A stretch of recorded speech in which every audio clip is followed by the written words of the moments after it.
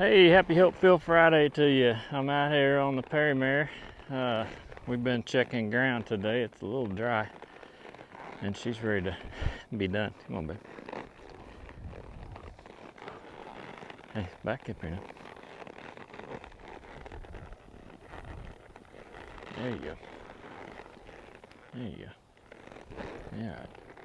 I want to talk to you a little bit today about kind of living your life. A lot of times we tend to watch things go by. We might want to watch a movie or something, and I like a movie. Lately, I've been reading books a lot more than watching TV, but that's just maybe my stage in life. I don't know. I read a true novel, usually decently long. The last thing I think I read was Crazy Horse and Custer by Stephen Ambrose, and it's a good read, and it's really it's a really long book. He's really detailed, but I enjoyed it, the historical part of it for sure. But a lot of times when we read, or maybe worse, when we watch TV or watch maybe sports or something, watching other people, we tend to sit on the sidelines with our life. It's like we want to watch that, we want to see that, but we're not really engaged other than just cheering on our team or hoping our guy will win, or hoping it comes out the best, the best way the story can end, or whatever it is.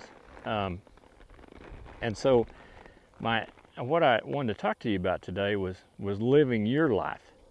Instead of being entertained and just all the time that being your go-to of listening or watching or whatever it is, to be entertained by, whatever it is, Facebook or television or even reading, to get out there and do something, make something happen on your own. That's kind of what this channel is all about, is spreading hope and getting us to the point of, I think I could do that, and offering that hope.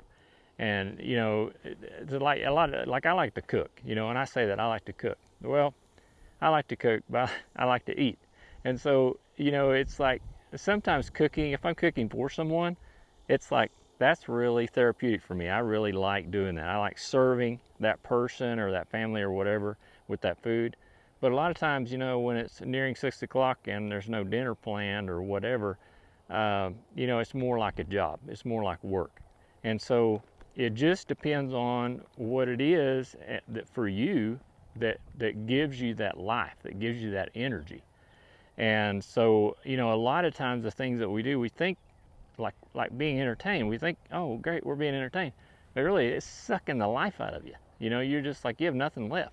It's like that cooking when you have to cook, not cooking to bless someone, not cooking to give someone a taste, or see the reaction on their face and say, what'd you think of that? Well, could we do this? Could we do that? Because my recipes, I follow the recipe kind of sorta, and then maybe add this or add that, or write something on there like next time it calls for this, but that's not going to work, and so we tweak it, and it's like a fine wine. You can start to taste different flavors, or a good coffee.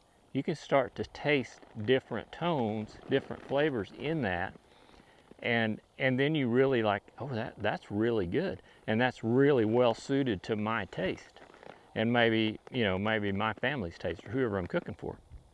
But that gives me energy. The mundane of, I have to cook, I have to have this meal ready because it's nearing supper time and I don't have any plans, that doesn't really give me life. That really sucks it out of me. So I don't know, I just wanted to come by and talk to you guys a little bit about doing things. Here's another point. It's kind of on the side. It's thought of when our kids were little, back before Apple TV and all that kind of stuff. I mean, really little. We had a DVR and we recorded everything, and so we'd watch a show play back, and our kids would be sitting there, and we'd see something particular in the show, and so we would pause the show, and say, okay, here's the point they're trying to get across. We agree with that, or we don't agree with that, or what do you think about that?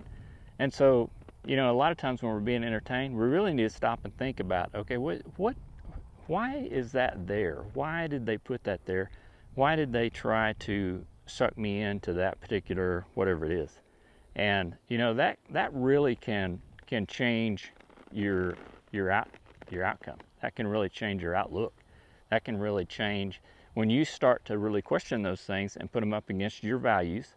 You know, wherever you get your values from, the Bible or wherever, when you start to really judge those things up against your values, you might start thinking, I don't really like that. That's not really, I don't think that's right. I think they're trying to push an agenda that I'm not really interested in. So anyway, I just wanted to come by and wish you guys a happy Helpful Friday and hope you have a great weekend. And, you know, find something that gives you life and do it often, and just kind of mark and see when you really started enjoying yourself.